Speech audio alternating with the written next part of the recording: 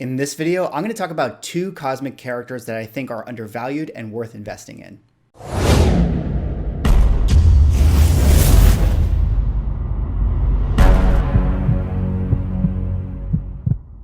Ladies and gentlemen, welcome back to another video with Swaggle. And in this video, I'm going to talk about two cosmic characters whose books I feel like are truly undervalued. Now, this is another iteration of the series on my channel that I like to call Undervalued, where I take a look at some books in the market and talk about why I feel they are just that, undervalued.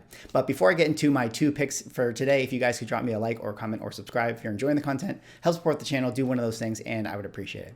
All right, that said, let us get into the first book here. And the first book that I want to talk about is one that I think is sort of, in my opinion, a no-brainer investment, especially if you're someone who doesn't need a CGC 9.8, although in this video, we're going to be talking about the 9.8 values. But if you're somebody who likes raw books, then this is a book that is definitely worth your investment and worth your money, because I feel like the ceiling for this thing is a lot higher than what it currently is as of the time of recording this video.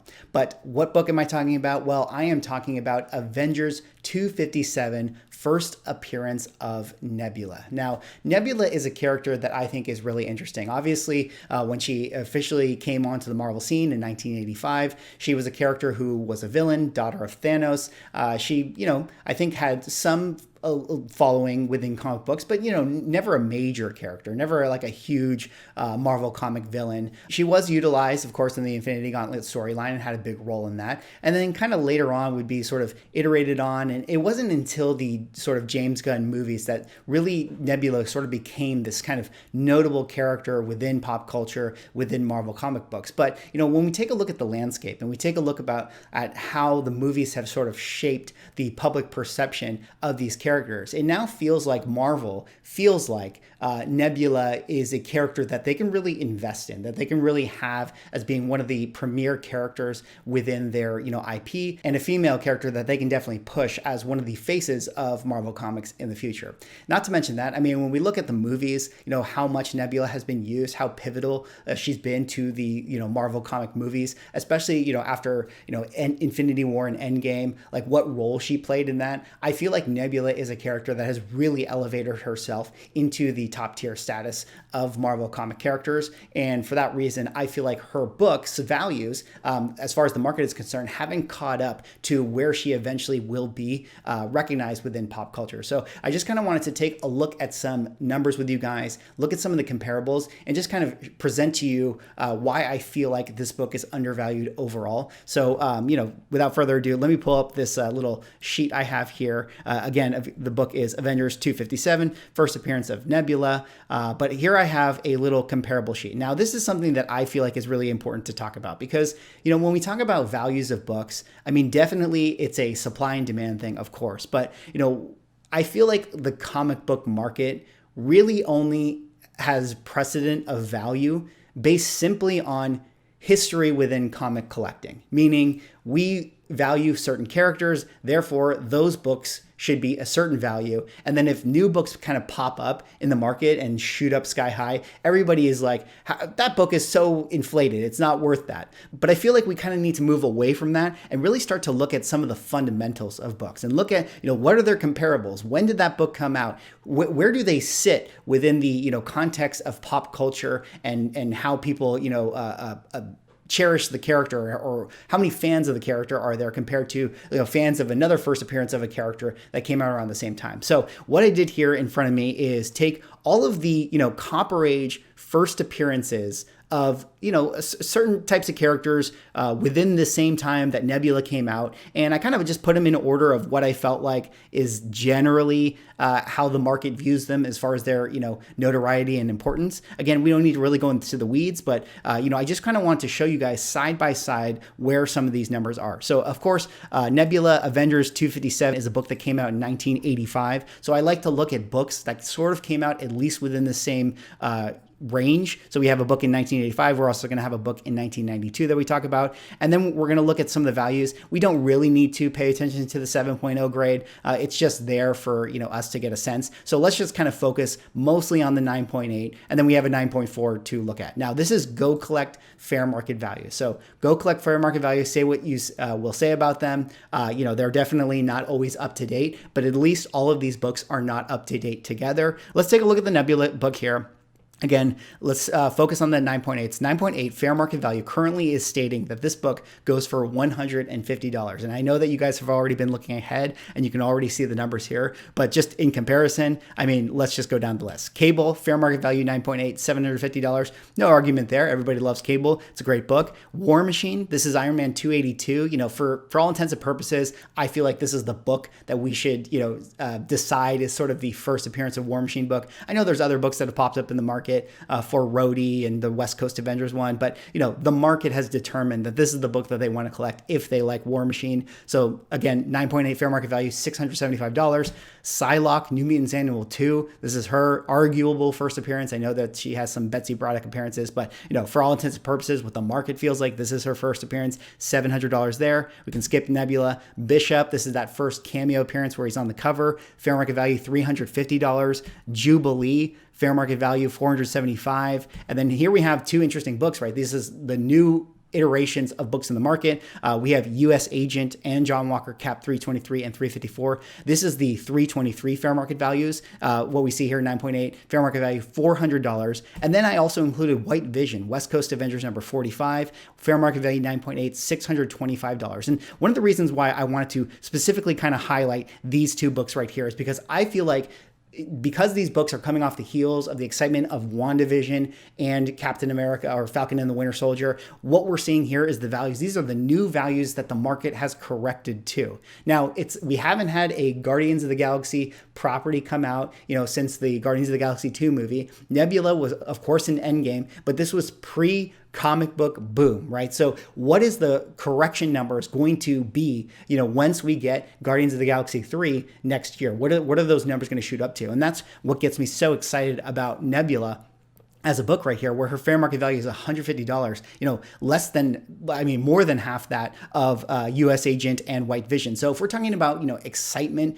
and a market correction and a jump in value, to me, this is very, very clear that Nebula, Avengers 257, is a book that should be worth much, much more, especially in comparison to some of these comparable characters right here. And again, we don't need to, get into the weeds of what character is more popular. But if I'm looking at this list and just kind of stepping back and evaluating, and we're going to decide, okay, who of these characters right now is the most notable within Marvel Comics as far as the pop culture is concerned. And maybe you can make an argument for, John Walker and Vision because they've just recently been out there. And maybe you can make an argument for War Machine. But, to me, against Jubilee, against Bishop, even against Cable, I feel like more people right now know who Nebula is than those other characters. And, again, that's just sort of a gut check, a sniff test as far as what a book should be worth. But, the more people who are fans of that character, the more people who know of that character, ultimately that's going to push up the quote unquote demand within, that particular comic book. I realize not everyone's going to want to collect comics, but generally speaking, when you have more people who are fans of the character, that's one of the drivers as to the book's value. So let me just go into the GPA analysis here just to kind of nail this point home, at least for, my point of view. Again, that was Go Collect fair market value numbers, right? So Avengers 257, this is a book that has already sort of been slowly heating up, kind of like all the books in this current market, the 9.8, last 90-day average, we're looking at $330. So definitely a book that is selling more, higher than its fair market value overall. Although I did see a low, you can see here where we got the lows, a low at 175. So still selling around its market value number here in this exact calendar year. Now, if we go into some of the other books here, we'll see that they are also selling way above their fair market value. So we had New Mutants Annual number 2 This is the first Psylocke. I think the fair market value for Go Collect was, $700. We can see that the 90-day moving average is 1,000 right there, 1,600, 1,066. So still much, much higher than the Nebula character. In my opinion, I think Nebula right now is much, much bigger than Psylocke is as a character. I think Nebula will be bigger than Psylocke for at least the next 5 to 10 years, in my opinion. Here we see Captain America. This is the 323 first John Walker. We're starting to get the correction here because we're past the show, but we're seeing $425. So selling right around market, still higher than Nebula. This is 354. There's not a 90-day average because there hasn't been too many sales to the 9.8s, but you can see $1,400 high, $400 low. Again, West Coast Avengers, number 45, we're seeing 90-day average, $640. And then lastly, we have X-Men 244. This is Jubilee, 523 90-day average, again, higher than her market. We see X-Men 282, 371. This is the first cameo of Bishop. Again, higher than, it's FMV, also higher than the Nebula moving average. And then lastly, we have Iron Man 282, First War Machine, $583 90-day moving average. So again, higher than its market value and higher than this book right here. So again, to me, as far as undervalued investment books are concerned, I feel like Nebula is a character that is worth putting your money in. And this is just talking at the 9.8 level. If we're talking about raw values, again, her raw value book compared to those other books in raw values sells for way, way less. I mean, this is a book that I see all the time on eBay around the $20, $25 range. So definitely an easy book to get your hands on. That's not even counting what you can find in LCSs in person. And then we also have to talk about we are going to get a lot more Nebula in the MCU. She's 100% going to be in Guardians of the Galaxy 3. She has also been confirmed to be in Thor 4. So she's already going to be involved in 2 movies. And, right now, based on Karen Gillan's enthusiasm for the character, where she sort of stands, I feel like she's going to take over the role of Gamora overall. I feel like Gamora, that actress, she probably, loves the character, but, she's a little higher as far as her status in terms of her acting career is concerned to Karen Gillan. So I feel like she's going to explore other opportunities in movies later on. But I feel like Karen Gillan, kind of like Tom Hiddleston, is someone who probably loves this stuff and is going to want to play Nebula for, as long as they're going to let her play Nebula. So definitely a character, in my opinion, worth investing in. All right, let's go on now to my next book here that I think is totally undervalued and worth investing in. Another cosmic character. This is actually going to be the first appearance of Sam Alexander Nova. Of course, his first appearance was in Point One,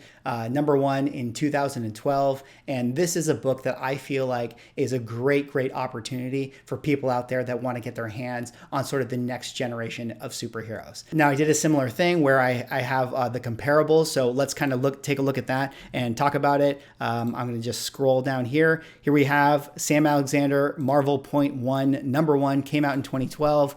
We can ignore the 7.0 and 9.4. It's just there to also get another gut check. But let's take a look at some of the comparable characters that came out in this time. Now, unlike Nebula, I will acknowledge that Sam Alexander probably is right where he should be within regards to comparing these values of characters. But if the assumption is that Sam Alexander can come to the MCU and gain some of the notoriety that these other characters have started to have over the last, year or two, it goes to show that this is a ceiling that this book could eventually hit.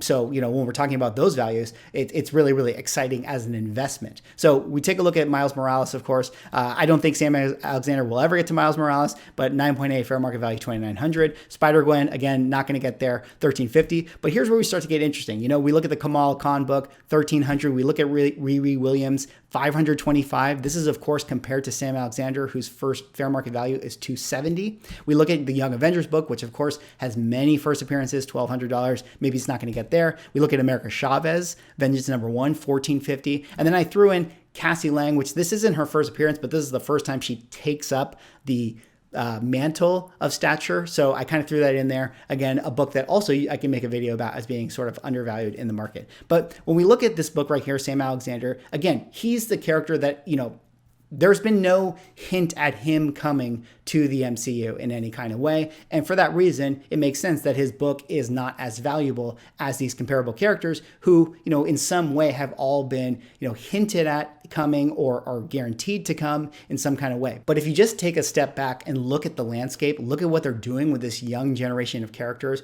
and, seemingly bringing all of them in, I mean, it feels like the only reason we haven't gotten the tease of Sam Alexander as a character is because we haven't gotten Richard Rider Nova yet. But I feel like, kind of like what they've talked about with Ghost Rider, when we get Ghost Rider into the MCU, we're going to get multiple Ghost Riders. I feel like the same thing's going to happen with Nova Richard Rider. I feel like we're going to get both Nova Richard Rider and Sam Alexander at the same time. And when we do get that, this is where I feel like the investment opportunity lies, because if we're looking at fair market value of 270 compared to, like, say, a book like Riri Williams, it can at least double as far as its fair market value is concerned. It can maybe make its way up to, a Kamala Khan or, say, an America Chavez, where we're talking like, at that point, 5x, 6x or so. So definitely a really exciting book. Point one, number one, first appearance of Sam Alexander Nova. And it feels like, maybe we're going to go the Champions route and get all these characters together, and Sam Alexander plays a big role in that. And then really quickly, we'll just take a look at some of the, GPA numbers here. Again, with point one,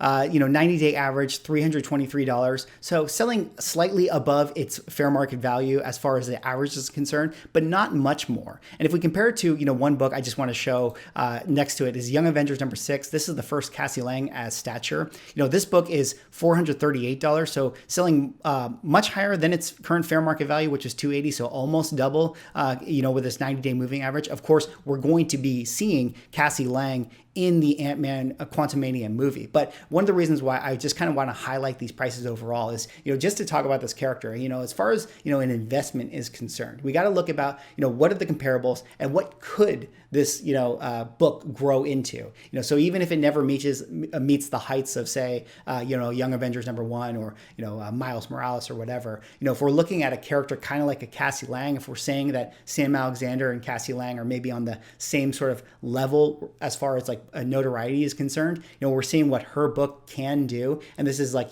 pre-trailer, pre-movie, then we have to make the assumption that if we get a similar treatment with Sam Alexander Nova, which it feels like, given the landscape, we're eventually going to get that, then that book can easily hit those same type of numbers. So again, Avengers 257, point one, number 1, first Nebula, first Sam Alexander Nova. Those are two books that I think are definitely undervalued and worth the investment. Anyways, that is all I have for this video. Hopefully you guys agree with me. Drop me a like, comment, subscribe if you're enjoying the content, and I will see you in the next one.